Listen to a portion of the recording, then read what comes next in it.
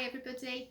I thought I'd read you something a little bit different today. We're going to go for Horrid Henry and the Mummy's Curse, one of my absolute favourites.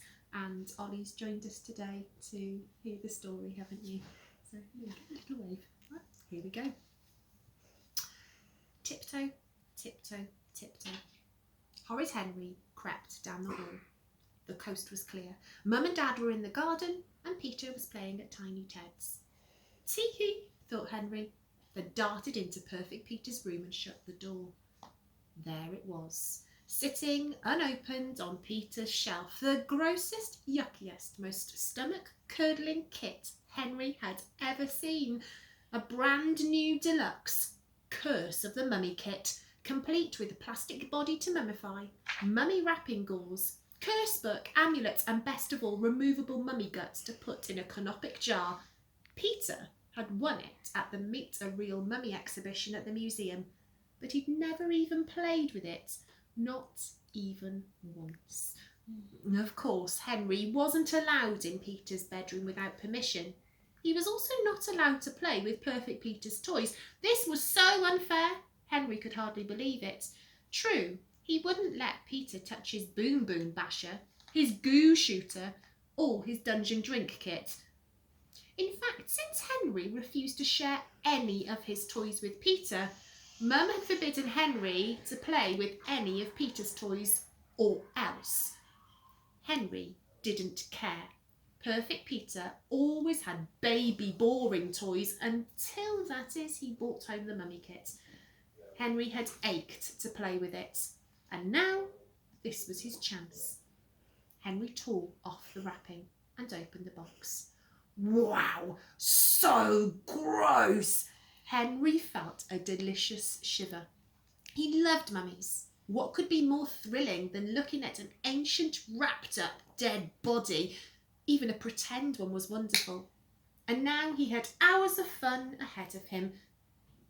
Pitter-patter, pitter-patter, pitter-patter. Oh, help! Someone was coming up the stairs! Horrid Henry shoved the kit behind him as Peter's door opened and Perfect Peter strolled in. "Ooh, out of my way, worm!" shouted Henry. Perfect Peter slunk off, and then he stopped. "Wait a minute," he said. "You're in my room. You can't order me out of my room." Oh yeah, blustered Henry. "Yeah," said Peter. "You're supposed to be at Ted's," said Henry, trying to distract him. "He got sick," said Peter. He stepped closer. "And you're playing with my kit. You're not allowed to play with my things. Mum told you so. I'm going to tell her right now." Uh-oh. If Peter got him told on, then he would be in masses of trouble. Very big trouble. Henry had to save himself fast. He had two choices. He could leap on Peter and throttle him, or he could use his weasel words. I wasn't playing with it," Henry said smoothly. "I was, trying to protect you." "No, you weren't," said Peter. "I'm telling." "Oh, I was too," said Henry. "I was trying to protect you from the mummy's curse." Perfect Peter headed for the door, and then he stopped. "What curse?" said Peter. "Oh, it's a curse that turns people into mummies," Henry said desperately. "Oh, there's no such thing," said Peter. "Oh, you want to bet?" said Henry. "Everyone knows about the mummy's curse. They take on the shape of someone familiar, but really, they're mummies. It could be your cat." "Fluffy?" said Peter. "Fluffy's a mummy?" Henry looked at a fat Fluffy snoring peacefully on the cushion. "Even Fluffy," said Henry. "Or Dad, or me, or you." "I'm not a mummy," said Peter. "Or even," and Henry paused melodramatically, and then he whispered, "Mum." "Mum? A mummy?" gasped Peter. "Yup," said Henry. "But don't worry, you can help me draw some eyes of Horus. They'll protect us against her." "She's not a mummy," said Peter. "That's what she wants us to think," said Henry.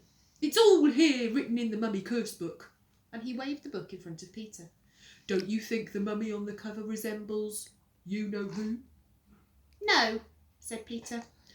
Watch, said Horrid Henry. And he grabbed a pencil. Don't draw on my book, squeaked Peter. Henry ignored him and drew glasses on the mummy. How about now? He asked. Peter stared. Was it his imagination, or did the mummy look a little bit familiar?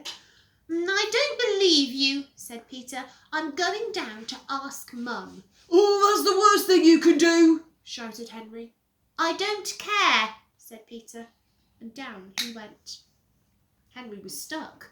Mum would probably cancel his birthday party when Peter blabbed, and he'd never even had a chance to play with a mummy kit. Oh, life was so unfair. Mum was reading on the sofa.